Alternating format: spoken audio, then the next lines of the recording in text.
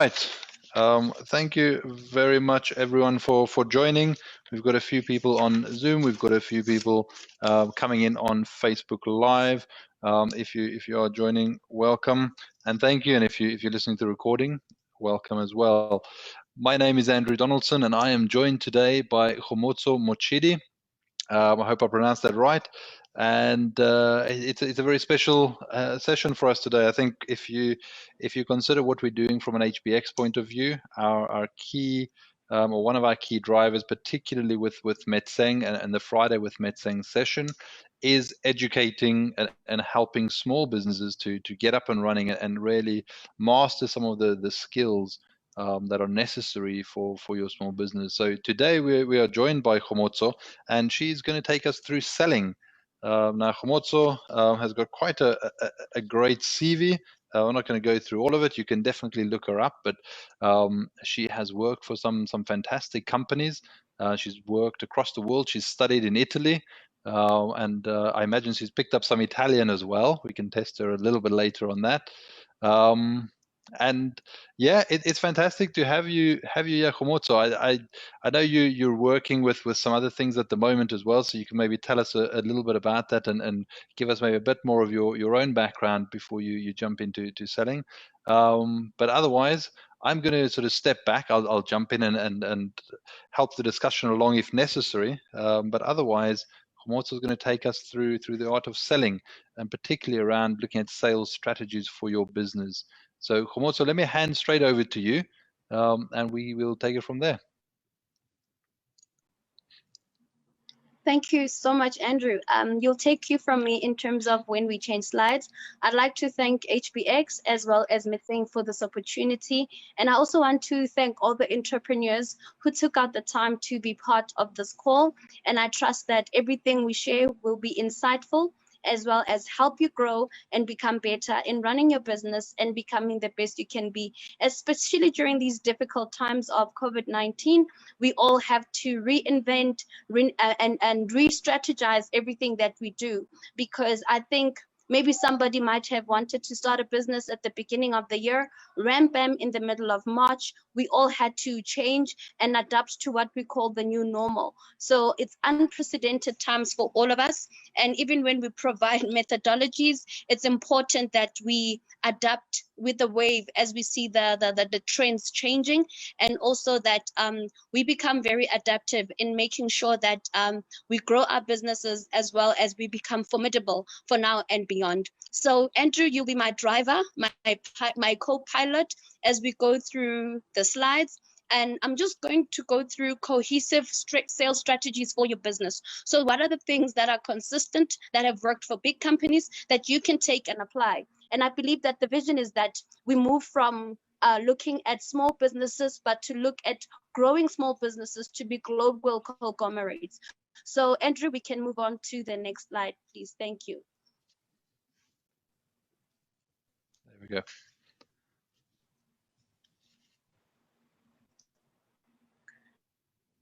Okay, all done.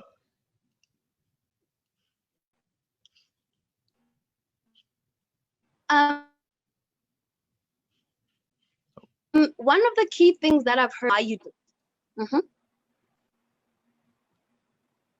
Sorry, Kgomotso, there seems to be a slight lag there. Don't worry, we'll let you start again there. So I can start on this slide, Andrew? Yes, please. Okay. One of the quotes that I've heard is that people don't buy what you do, they buy why you do it. I mean, the picture in the background I have is of ice cream. We've all eaten ice cream, but this is not just ice cream. What I see here is passion, is the love for food, and this is the thing that makes the seller of this ice cream different. It's actually a company called the Scrummy Ice Cream in Deep Loop, Soweto. They took what we know as normal ice cream and they turned it into something that is delectable and really appealing, and it draws customers to the place. So it is important to know why you do what you do. Have passion as well as drive and love for what you do, and that makes you become, you add more to it. It's not just, for example, ice cream. You add more to it and you add more substance so that people can be attracted to your product, and also that they are able to be attracted to what you do, and if you exert passion to it, then you realize that you add so much more to it and it doesn't become ordinary. And this is why we say they love why you do it. You must have a reason in terms of why you're getting into business. You must have a reason of saying why I'm doing what I want to do so that you become successful. Next slide, please, Andrew.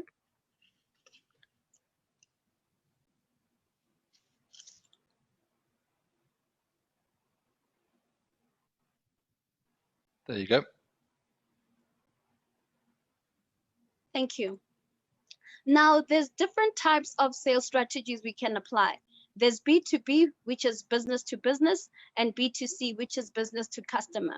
And there are very key questions you can ask to say, who are you selling to? So once you determine who you're selling to, you'll be able to adapt and develop the right strategy in terms of who you are selling to. So you need to decide, am I going to, for example, if I am selling clothes, am I selling one-on-one to people, or am I going to create garments for a chain store such as Legit, or a big chain store, or Mr. Price? So once you decide who you're selling it to, then you can understand what is required from you to deliver your service or product. So as I made an example, if you're selling to one person, you do not need industrial machines. You can have one sewing machine, but if you're doing for a chain store, you need a whole factory with industrial machines. So that speaks to what it is you will require in order to deliver the service. And then also, do you have the capital? It can be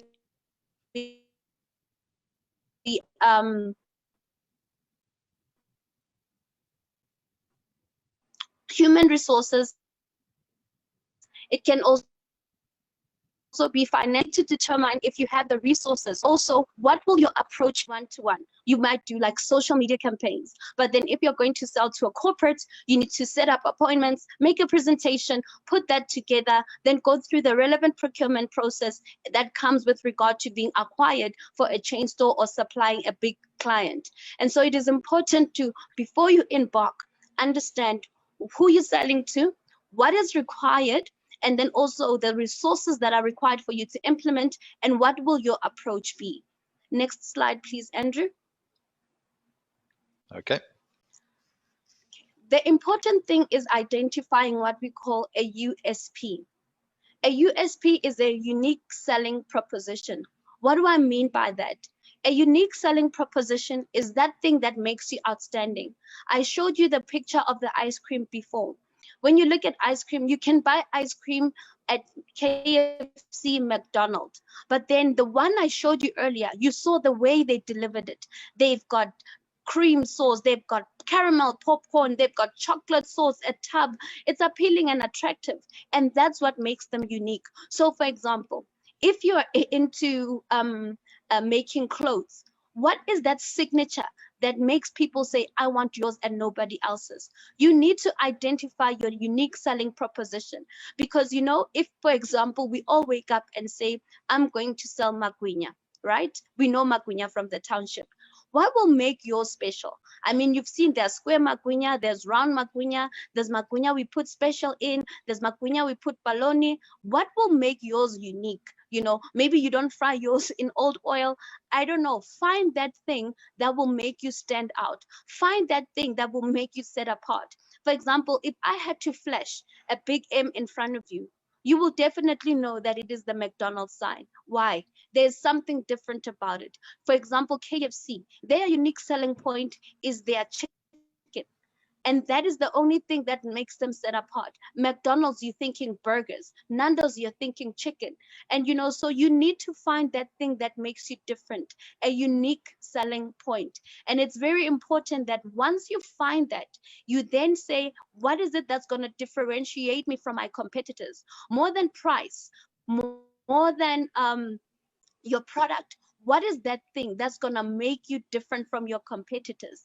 Remember, in my previous slide, I said, understand who you are selling to. So once you find that, and then it speaks to your unique selling proposition. And once you have discovered that, then you're able to know that once you get into the market, you have something that sets you apart, you have something that makes you different, and you have services. For example, let's look at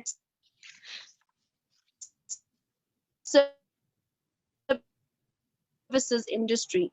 When you think of Microsoft, when you look at point, Microsoft is software, Facebook is providing connectivity, but then also then you realize that is that thing that makes them different and sets them apart from the competition. And that's one thing that as an entrepreneur you need to find that thing that makes you different, find that thing that sets you apart from your competition, so that when you develop your selling strategy, you are able to leap beyond your competition. Next slide, please, Andrew.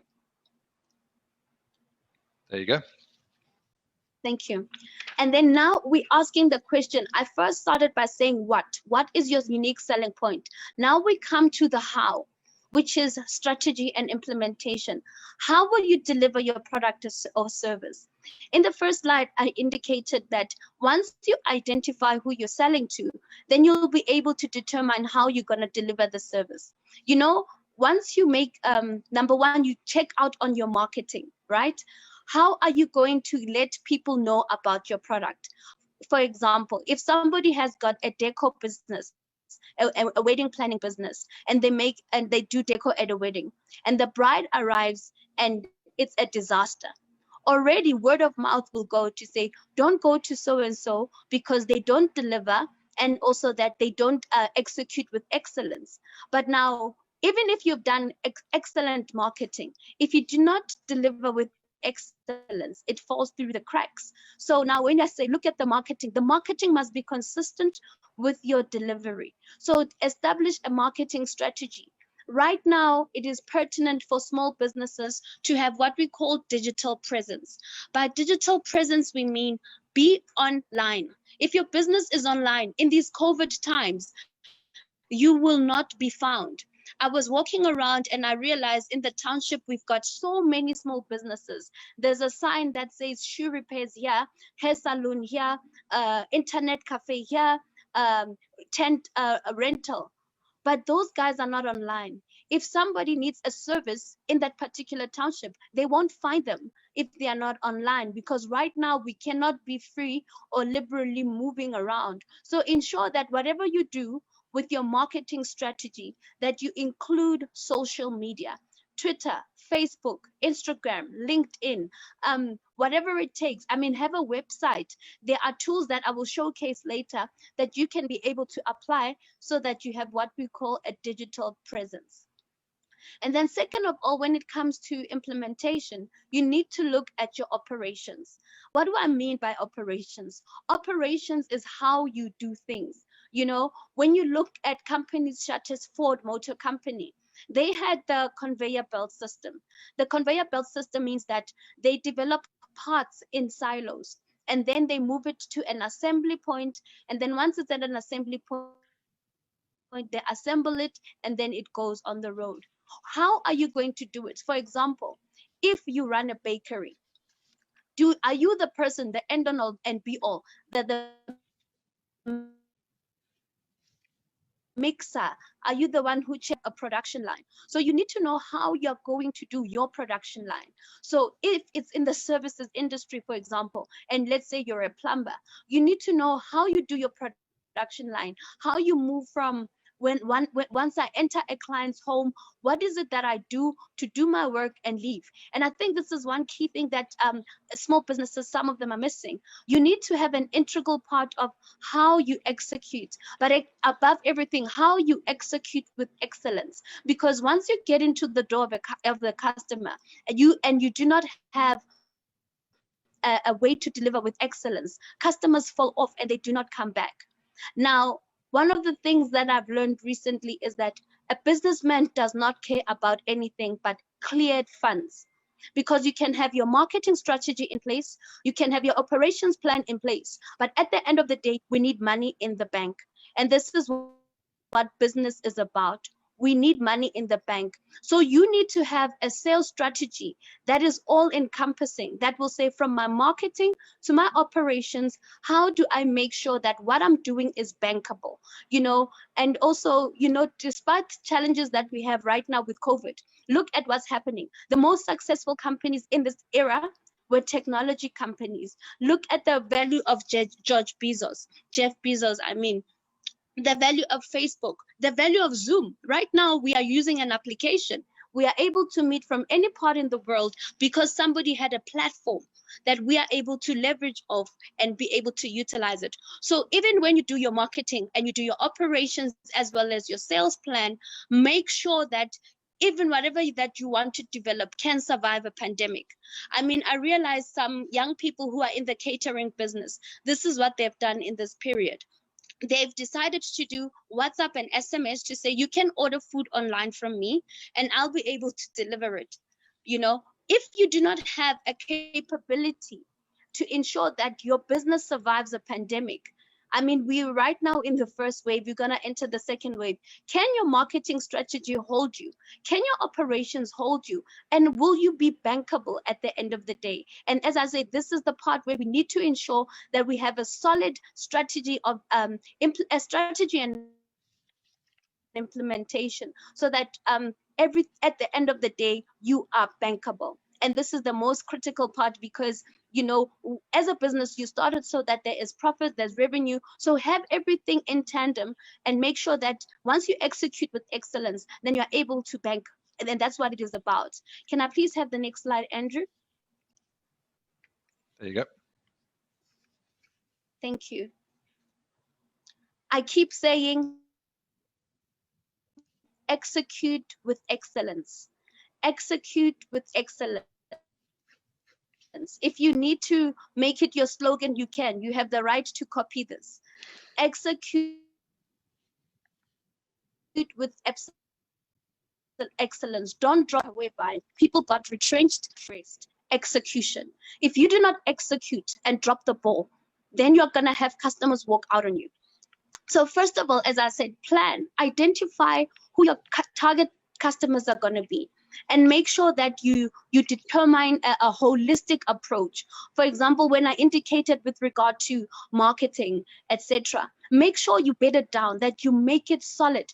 Plan to say, okay, if I'm going to start a catering business, this is where I'm going to start. I'm going to stock up on chairs, tables. I'm going to make sure that I do weddings with excellence. I made the example, if a bride and groom arrive and you have not completed the tent or the deco, you're out the window and you're going to take your business down if you do not inculcate excellence. And then also, as I said, implementation. If let's say you're going to have a business to business approach, prepare presentations. Walk in there with a pack that you can hand to your customer that they read after you walk out. Make sure that your marketing material is crisp, it's proper, and it's professional. Professional, as I say, execute with excellence. You owe it to yourself, because once you deliver things with excellence, you inspire others to be great. Then the last thing I said is that you must also do monitoring. Have follow through. Once you have delivered, ask your customers, were you satisfied with my service? Will you call again? Whatever business you're in, ensure that there is monitoring and evaluations in place, so that in the event where you need to come back, and this is how you get to have anchor clients, because you continually deliver an excellent service and you check up on your customers. So for example, if you make clothes and you designed a dress for a customer and you made it and you feel it and it was beautiful, and they tell you, I'm going to wear this going to a wedding, phone them and say, how was the wedding? Please send me the picture. I want to post it on my Instagram. And that you create customer satisfaction. In a corporate setup, you can say, you know what, I've delivered this service. Can I send you a survey? Maybe you can send them a link on SurveyMonkey and you do a customer satisfaction survey, so that if there's any areas of improvement, you are able to apply them. And as I said, whatever you do, execute, execute, execute. Make sure you are excellent. And remember, when I started, I spoke about the unique selling point, which is very critical, because then, even if your competitor has a better product. But if you execute with excellence, you will even be better than your competitors. Next slide, please, Andrew. There you go. Thank you. And then the thing is, now we need a rollout schedule. So you've got this brilliant idea, you want to take it out. In computer programming, what we realized that in the past, we would have a product that goes out. And after it goes out, it will have so many errors. And then we would have to create a good user experience. What I've learned is that it is important, you rather launch late than premature a bad product that's going to flop. So time and pace yourself. Make sure that as you roll out what you want to do, for example, if you're in the IT space and you're developing an app, make sure that your app is error proof, that you fix all the bugs, that you make sure that once the customer uses it, there's nothing, there are no defects on your product. Prepare. As I said, number one, you must prepare. Have a rollout schedule to say, if I'm going to do business to business or business to consumer, I must prepare marketing material for my clients. If you're a dressmaker, prepare samples. If you're in catering, prepare tasting dishes. Start preparing, because once preparation meets opportunity, you get to succeed. And then set the launch date. Have timelines. For example, you say, okay, today, from Monday to Friday, schedule, chronicle your day. Right now it's lockdown. I see people are waking up at 11 o'clock and then sleeping at 2 o'clock in the morning, Netflixing. This is not the time to do that. This is a very opportune time for us to recalibrate and reset our lives. So, for example, if you used to wake up at 6 o'clock, continue waking up at 6 o'clock. Go to the do prayers, meditations, go and do your run. 8 o'clock, come back. 9 o'clock, you start. Remember, this is what you're investing for your future. If you do not have a schedule, the day will go by. In the township, situ ujigangelanga, which means you just sit and watch the sunrise and the sunset. And this is not what we need to do in this time. What needs to happen is that you need to schedule your day, schedule all the activities that you're going to do, so that you manage your expectations and your clients' expectations. So if somebody has an order with you to say, I need you to deliver this to me by this particular date, you need to make sure that you have a timeline in place so that you deliver to the people.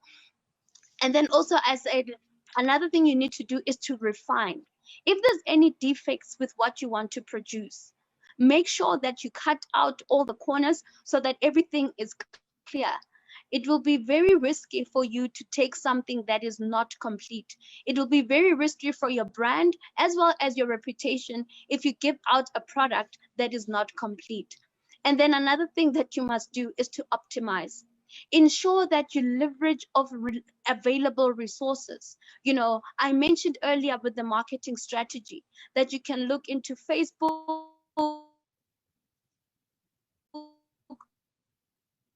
you can look into Instagram, you can look into TikTok. Use those people get in touch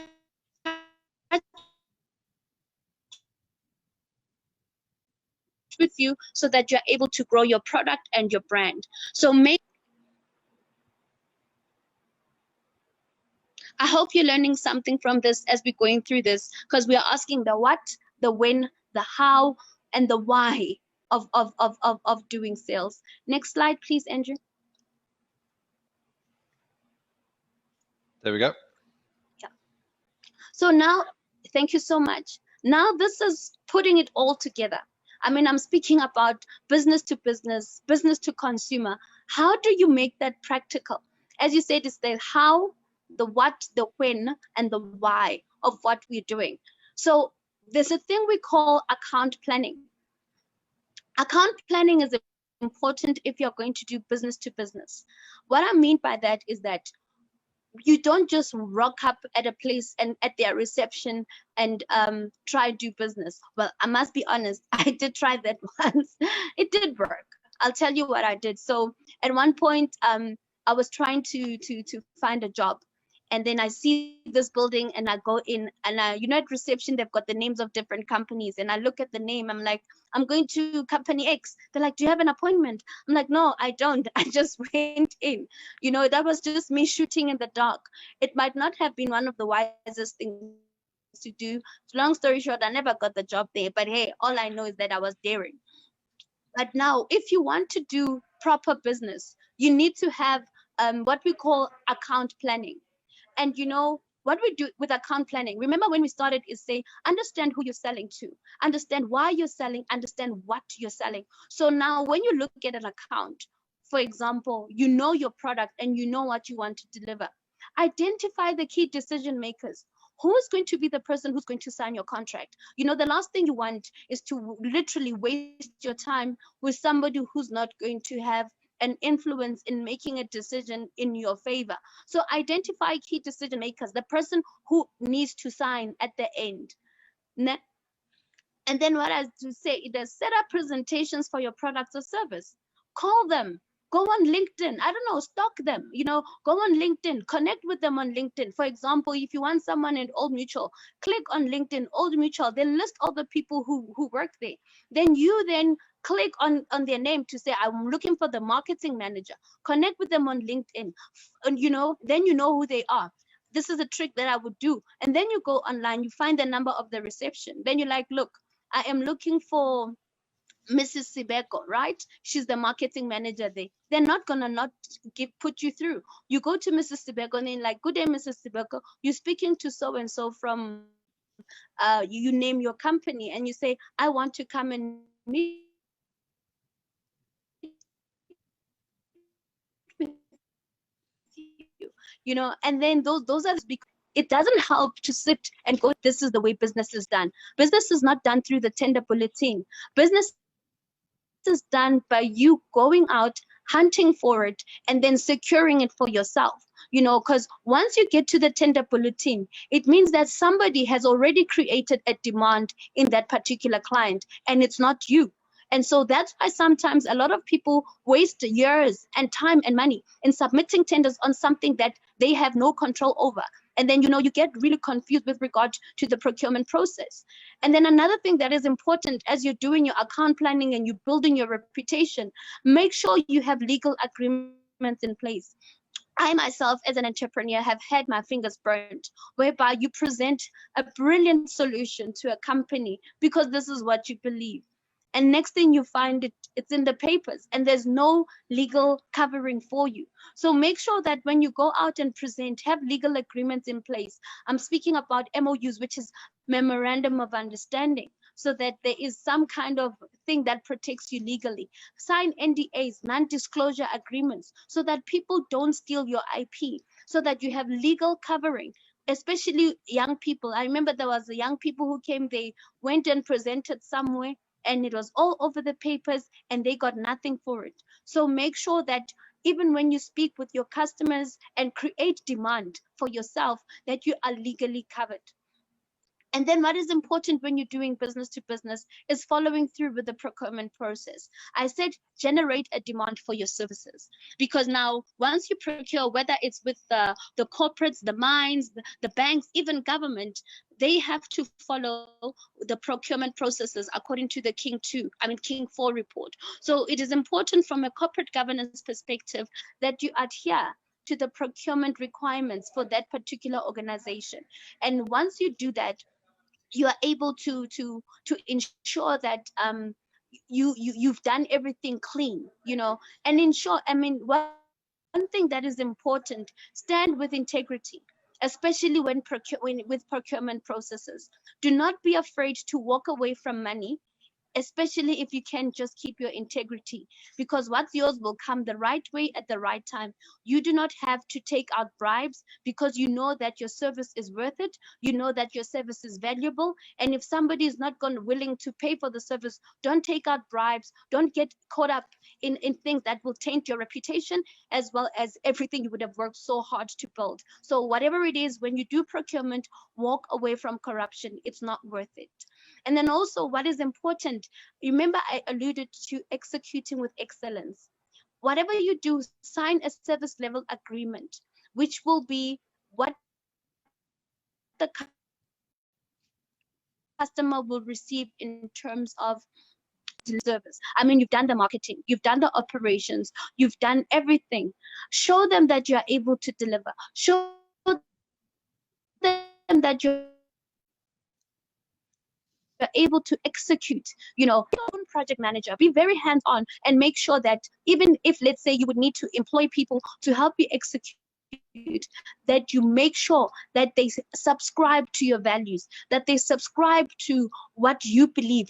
If, for example, in your company, you inculcate a culture of excellence. I'm just making an example. If you run a cleaning company and you've got people who would need to clean toilets, tell them, pretend like the president is going to step into this toilet. What would it look like? And those are the values that you can inculcate, so that even when you come and negotiate your contract, the customer will say, you know what, even though we've had other people clean, other people do the work, your service delivery is that of excellence. And that is very important, so that everything you do, I mean, we started talking about marketing, we talked about operations, we talked about sales, but the thing that actually lands the money in the bank is execution with excellence. I actually have to, if there's one thing you need to take away from this, is that execute with excellence. Thank you so much, Andrew. Next slide, please. There you go. Thank you so much. I put up here resources that you can go to, whereby you can access these resources for free, so that you are able to grow your business. So canva.com. You log on to canva.com with your Gmail account. And with Canva, you're able to create profiles and portfolios. You can design your business card, because remember, you must be professional. Don't give somebody a Word document times Roman font 12. Nobody's going to read that. Nobody is going to be thrown in the bin. So go to resources that are available. As I mentioned, canva.com. On there, you've got templates for presentations, you've got templates for anything you want to design. And then you can click on canva.com, and then you're able to start and develop your own company profile, your own portfolio. Then you start emailing to your prospective clients, and you can design your business card, and it's for free. So use that resource. Another resource, the thing I started with was saying, have digital presence. It's important as a small business that you have digital presence. Take this website details. It's BizTap Online, business at your fingertip. So BizTap Online is developed by South Africans, 100% female. It's a directory for businesses. I spoke about having a Magwinya shop. I spoke about having a clothing shop or a deco company. If, for example, you are in your village and I need some services in your village, if